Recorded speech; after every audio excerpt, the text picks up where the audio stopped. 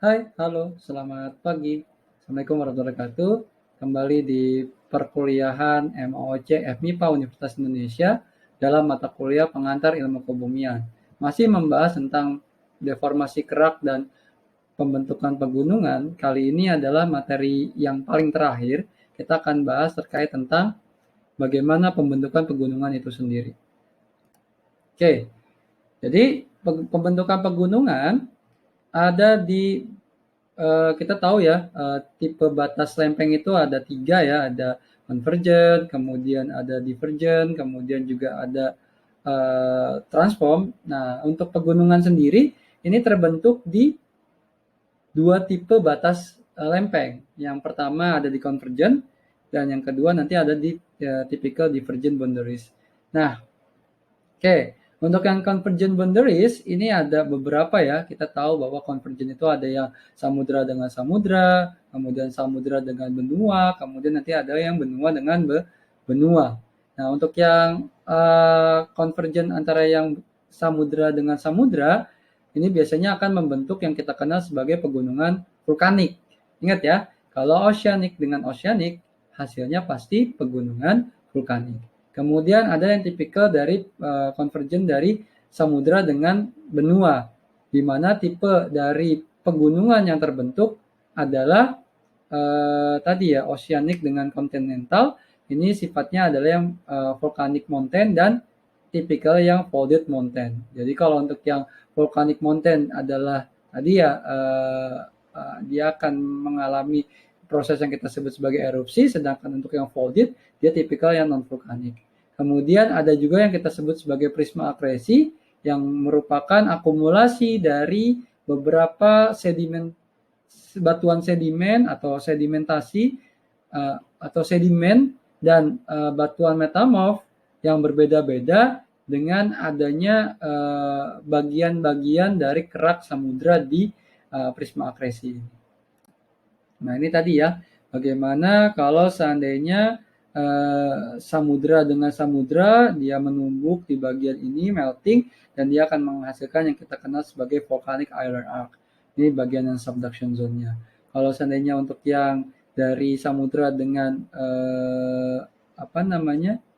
Dengan beberapa bagian ini ya, ini volcanic arc yang lebih besar tadi. Ini ada proses yang kita sebut sebagai proses sedimentasi dan nanti ada pencampuran yang nanti kita kenal sebagai prisma akresi di bagian sedimentasi tersebut. Ini tadi ya subduksi dari lempeng samudra dengan lempeng benua. Ini ada trench atau palung di bagian dari zona subduksinya dan disinilah yang kita kenal sebagai accretion wave, di mana terjadinya pencampuran antara bagian dari kerak samudra dengan beberapa sedimentasi atau ada juga yang metamorfik dari benua. Kemudian yang berikutnya adalah kontinental dengan kontinental atau benua dengan benua. Di batas benua ini kita akan mengetahui bahwa tipikal namanya bukan subduction tapi lebih dikenal sebagai kolisi atau collision. Di mana nantinya akan yang terbentuk adalah pegunungan pelipatan atau pegunungan non-vulkanik.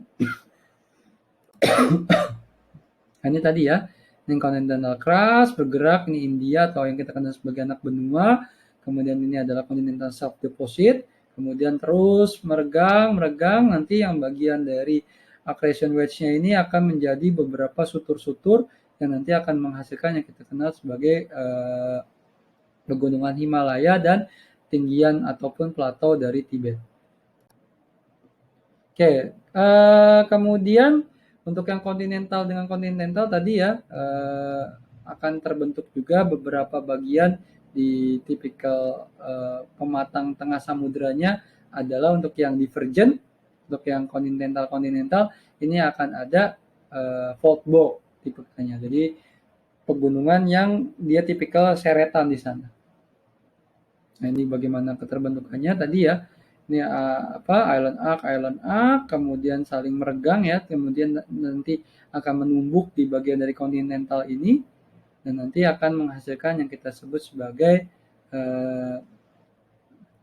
pegunungan blok dari sesar. Nah, ternyata tidak semua pegunungan ini terbentuk dari batas lempeng. Di beberapa pegunungan terbentuk dari hotspot atau regional extension dari stretching tadi. Contohnya apa? Contohnya Hawaii. Hawaii itu bukan dari tipikal ini ya, bukan tipikal dari batas lempeng, tapi dia merupakan tipikal hotspot yang muncul ke permukaan.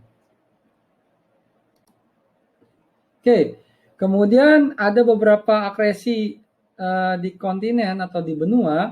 Jadi accretion itu adalah sebuah proses di mana keterjadiannya terjadi pada fragmen kerak yang terkolisi dengan dan tersambungkan dengan lempeng kontinen atau benua lainnya. Nah, ini ada dua ya di sini. Tadi ada akresi, ada tiren atau teras atau tinggian ya.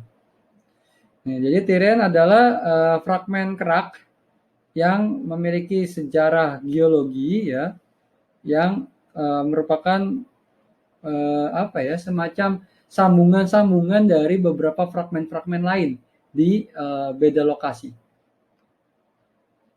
Nah, beberapa tiren ataupun beberapa teras-teras ini ada di sepanjang dari pantai-pantai atau ya pantai-pantai yang di Pasifik.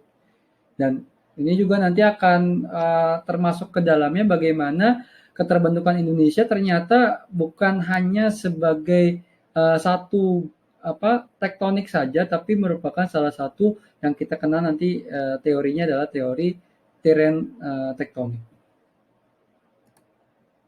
Nah, ini untuk yang akresi di bagian pantai barat ya, di Amerika Utara. Kalau teman-teman bisa lihat di sini, nah ini tersusun dari beberapa komponen ternyata, walaupun jadi satu kesatuan, di mana yang warna merah ini adalah tipikal atau berasal dari island arc, sedangkan yang warna ungu ini adalah merupakan fragmen dari kontinen, jadi memang asli dari kontinen tersebut. Nah, kemudian yang bagian warna kuning ini tipikal dari endapan laut dalam atau submarine deposit. Sedangkan yang warna biru ini adalah lantai samudra purba. Jadi dia bisa naik ke permukaan nih akibat dari proses tadi ya tumbukan di bagian sisi bagian timur bagian barat dari Amerika ini yang menjadi komponen-komponen yang sekarang menyatu yang sebenarnya asalnya beda-beda. Gitu. Oke, kemudian dalam pembentukan pegunungan kita juga mengenal yang kita kenal sebagai prinsip isostasi. Waduh, Pak, apalagi sih Pak prinsip isostasi? Nah, jadi bagaimana isostasi itu adalah prinsip di mana dia harus ada kompensasi. Jadi isostasi adalah sebuah konsep di mana kerak bumi ini mengapung berdasarkan dari adanya kesinambungan atau kesetimbangan dari gravitasi di material penyusun dari mantel. Karena dari isostasi ini, dari ada deformasi dan penebalan kerak, ini akan ada di wilayah di sekitar dari pegunungan. Isostatic adjustment atau semacam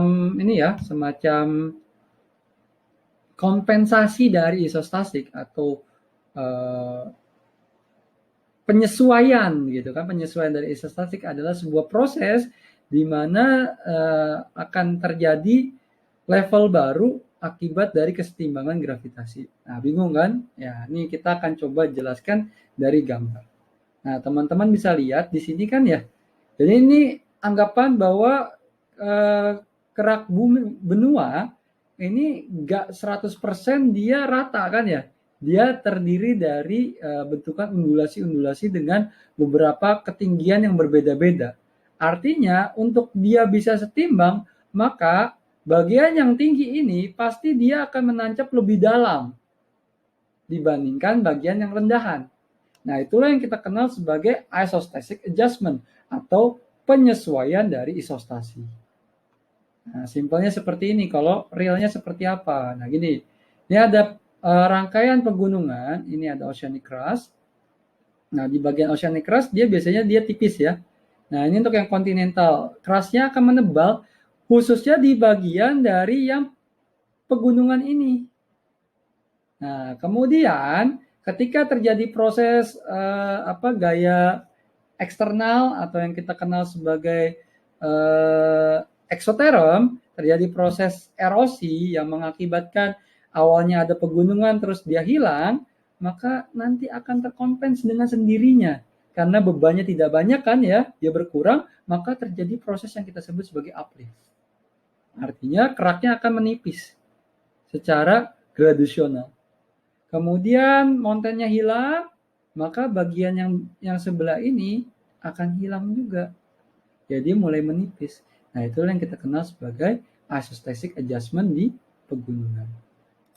Oke, demikian untuk materi yang ketiga kali ini. Kalau misalnya ada pertanyaan, silakan ditanyakan di kolom komentar. Silakan untuk kuis untuk mengukur seberapa paham kalian terhadap materi ke-8 ini. Oke, sekian dari saya. Kurang lebihnya mohon maaf. Assalamualaikum warahmatullahi wabarakatuh. Selamat pagi. Sampai ketemu di chapter selanjutnya. Terima kasih.